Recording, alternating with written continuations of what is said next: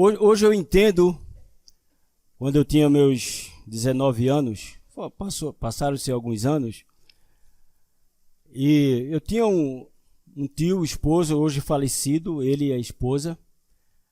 E esse tio, sempre quando ele conversava comigo, ele fazia questão de me perguntar se eu não queria trocar os meus olhos com os olhos dele. E eu não entendia. Eu disse, não, mas eu falava, os seus olhos são bonitos, não. Mas o que é que tem meus olhos que você quer trocar?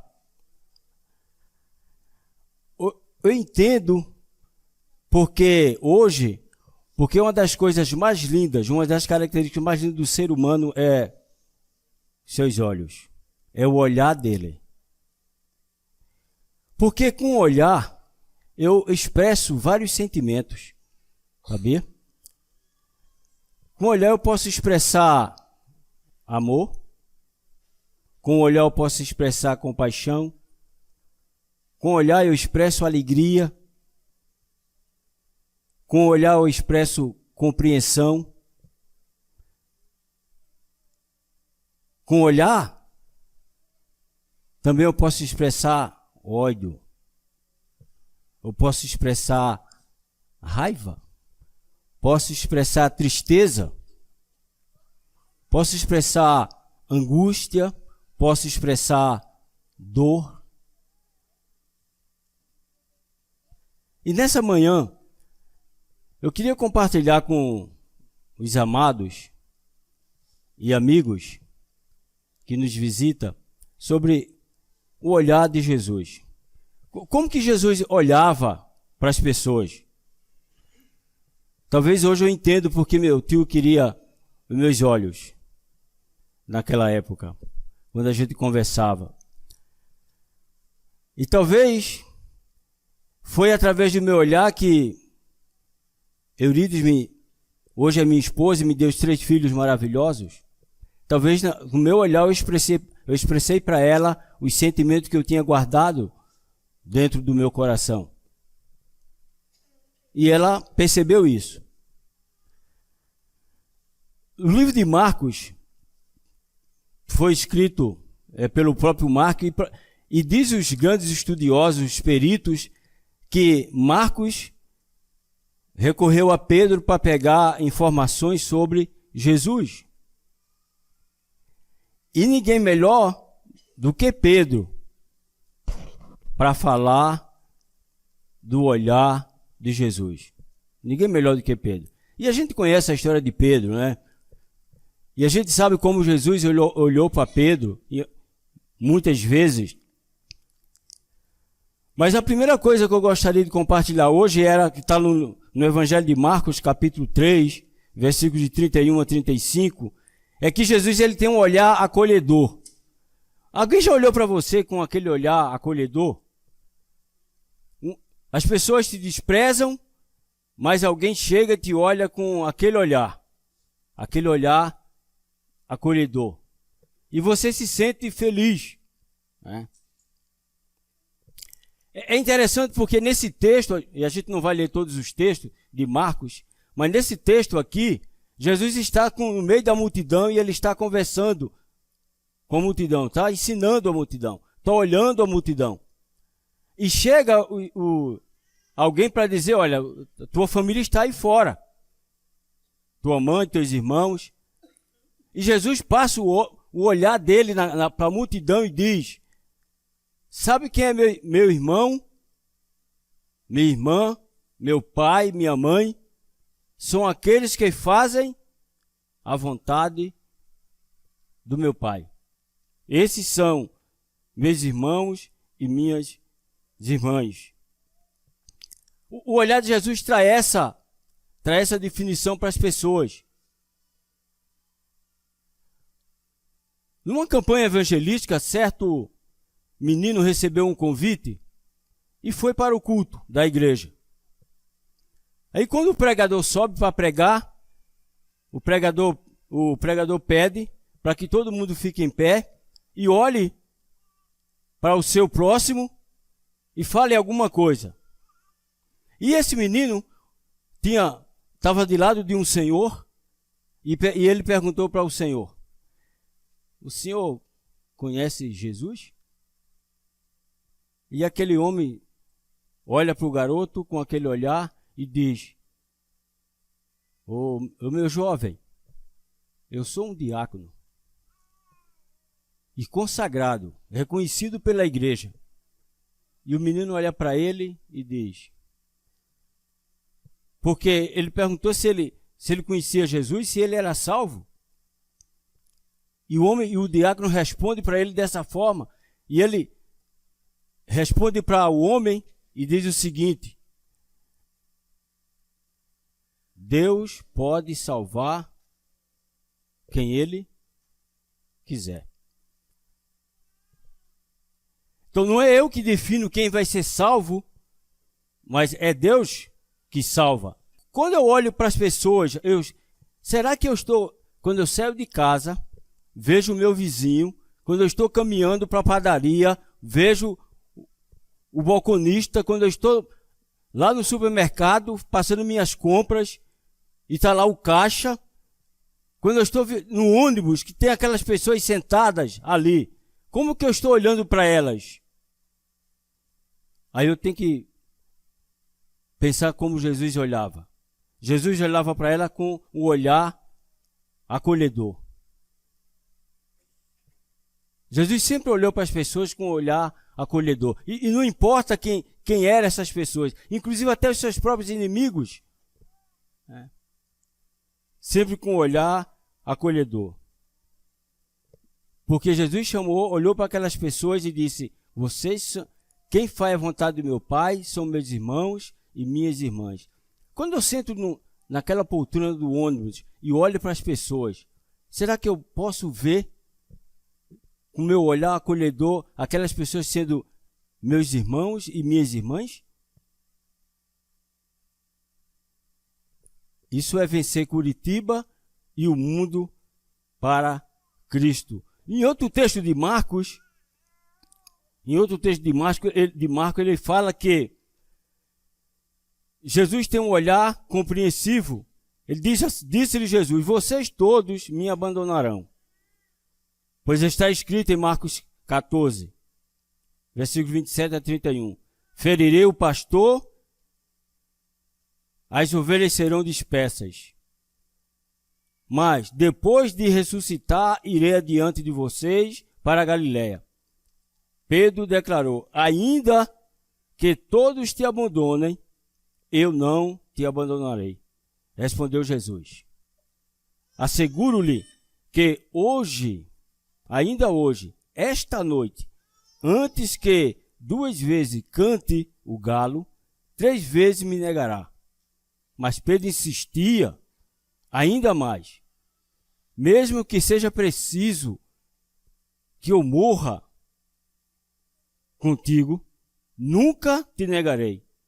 E todos os outros disseram o mesmo.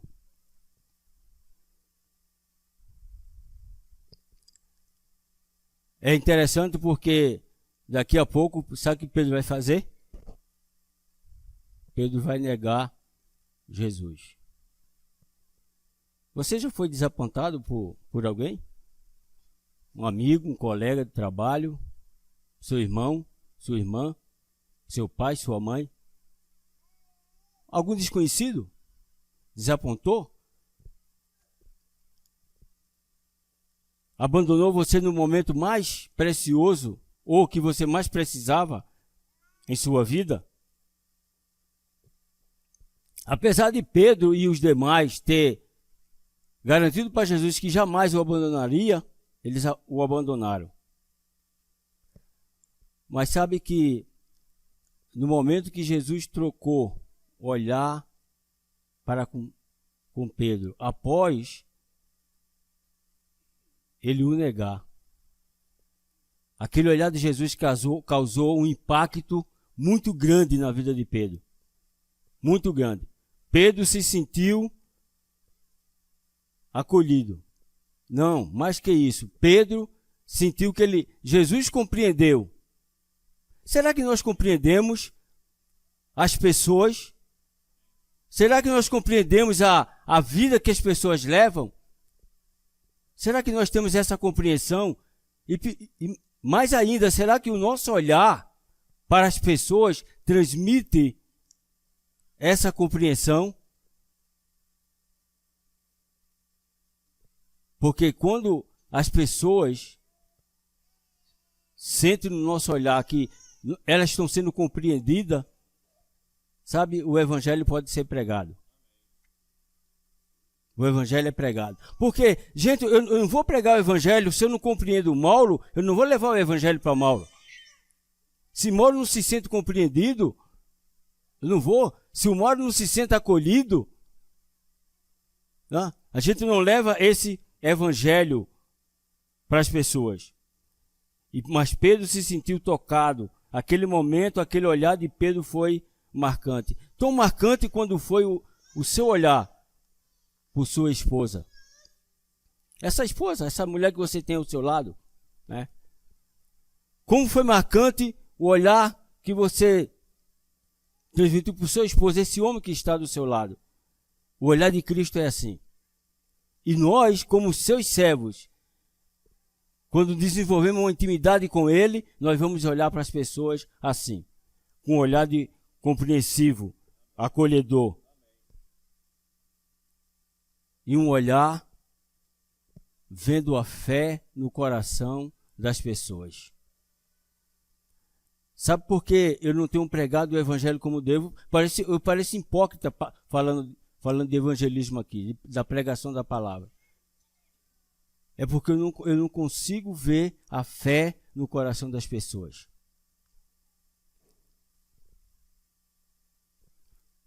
Sabe por que eu não levo o evangelho para as pessoas? Porque eu não creio que as pessoas vão acreditar no evangelho, nas boas novas de salvação. Mesmo sabendo que Jesus deu uma ordem: ide por todo mundo, pregar o evangelho a toda criatura. E todo aquele que crê e for batizado será salvo. Às vezes eu nem creio nesse evangelho. Né? E se eu não creio no evangelho, como que eu vou pregar esse evangelho? Como que eu acredito que as pessoas vão crer nesse evangelho?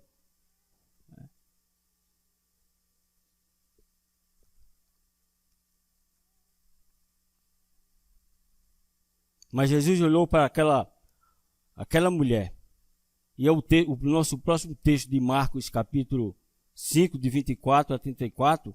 E a gente sabe que uma grande multidão nesse texto, o Marcos relata que seguia Jesus. Mas ali havia uma mulher que já havia gastado quase todo o seu dinheiro e ela não ficava boa daquela enfermidade.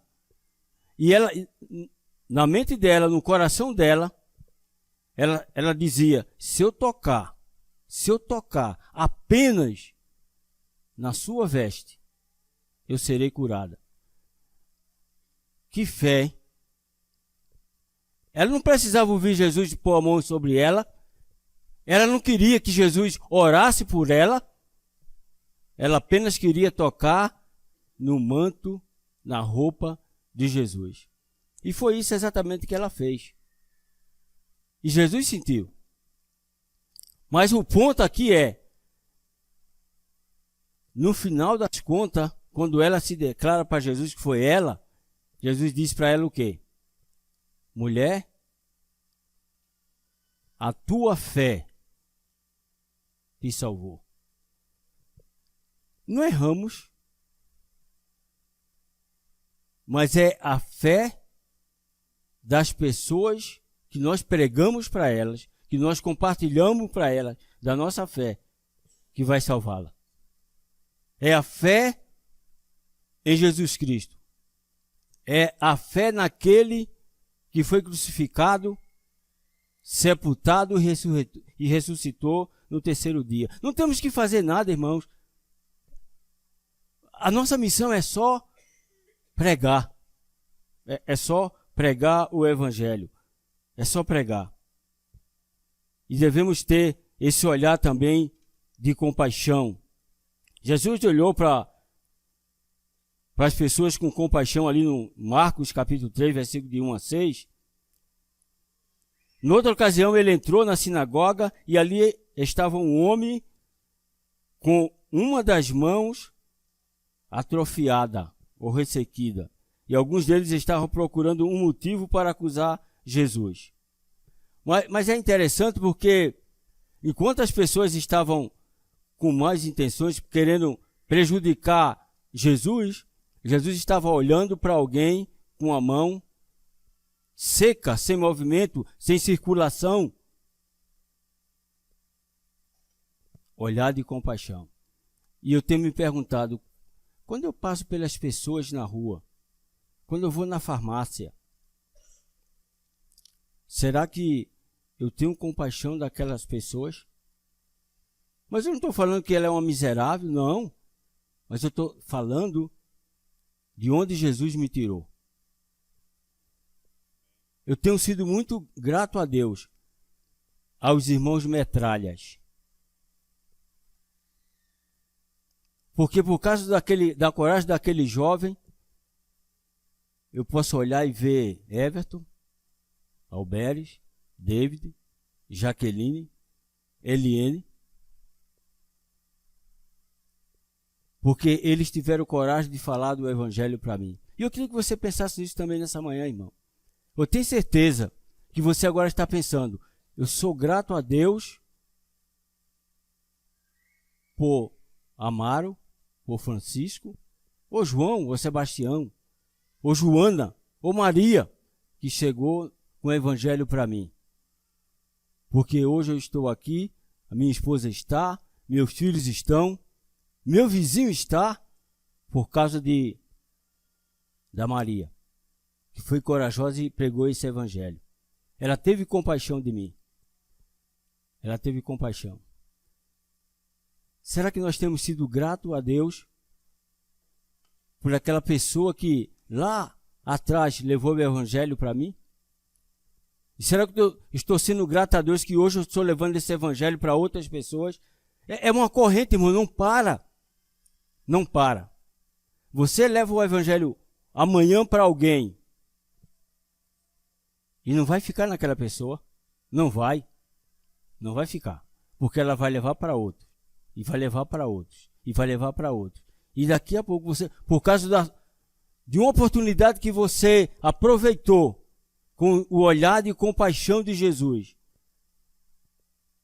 dezenas, centenas, milhares, milhões de pessoas estão sendo salvas por causa da pregação do seu evangelho.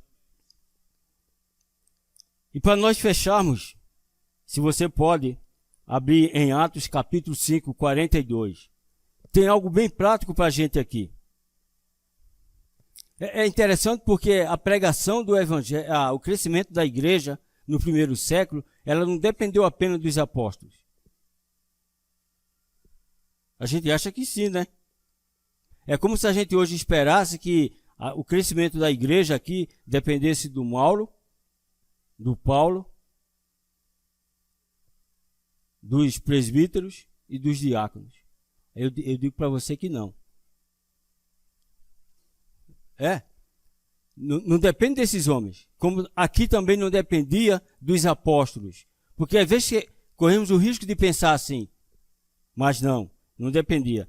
Toda a igreja anunciava as boas notícias. Toda a igreja, sem exceção, grandes e pequenos, jovens e velhos, todos anunciavam o evangelho. Toda a igreja.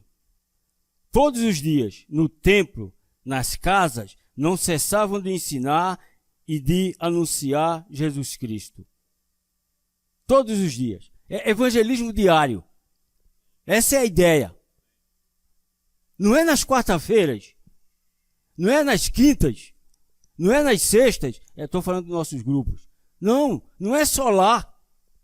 É diário. É no ônibus, é no trabalho, é na rua onde nós moramos. É diário. No templo, ou no prédio da igreja, a gente vem e prega o evangelho aqui também. Traz nossos convidados e eles escutam o evangelho. as boas novas de salvação. Nas casas, como já citei, e nós estamos fazendo isso para a graça, para a honra e glória de Deus. Nas casas, evangelismo de casa em casa, chamamos nossos vizinhos, nossos amigos, nossos parentes. Não cessavam. Eu gosto dessa palavra, não cessavam, né? É evangelismo contínuo. Faz parte tem que fazer parte da minha vida, da nossa vida. Da nossa vida. E diz que não paravam de ensinar. E ensinavam o que está aqui, né? E isso era a pregação deles. Está aqui. Não é pregação de homens, mas está aqui. Ensinamento bíblico. Ensinavam a Bíblia. E de anunciar. Evangelismo através da pregação. E Jesus Cristo. E não é assim que termina o versículo? Jesus Cristo era o ponto central da pregação da igreja no primeiro século.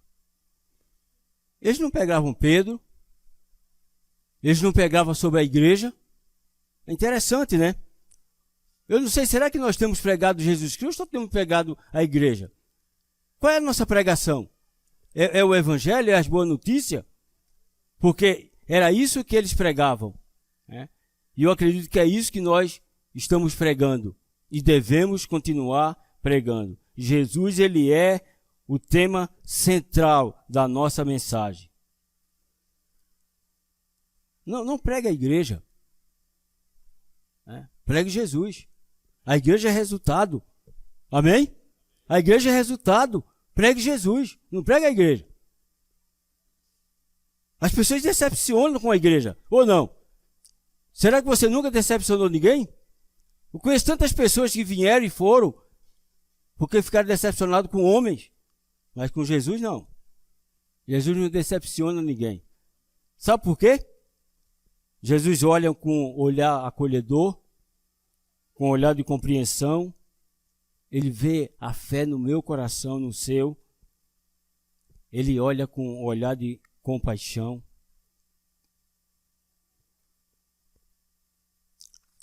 Essa igreja tem sido tão abençoada, irmãos. Estamos passando por um processo de ajudar uns aos outros a descobrir nossos dons. Sabia? Daqui a pouco você talvez esteja aí passando por um treinamento também. E sabe que todo mundo, os apóstolos não tinham o mesmo dom. Você acha que todos os apóstolos tinham o dom de pregar o evangelho? Não, eles tinham os dons diferentes, mas eles usaram os seus dons para pregar o evangelho. E nós podemos usar os nossos dons para pregar o evangelho.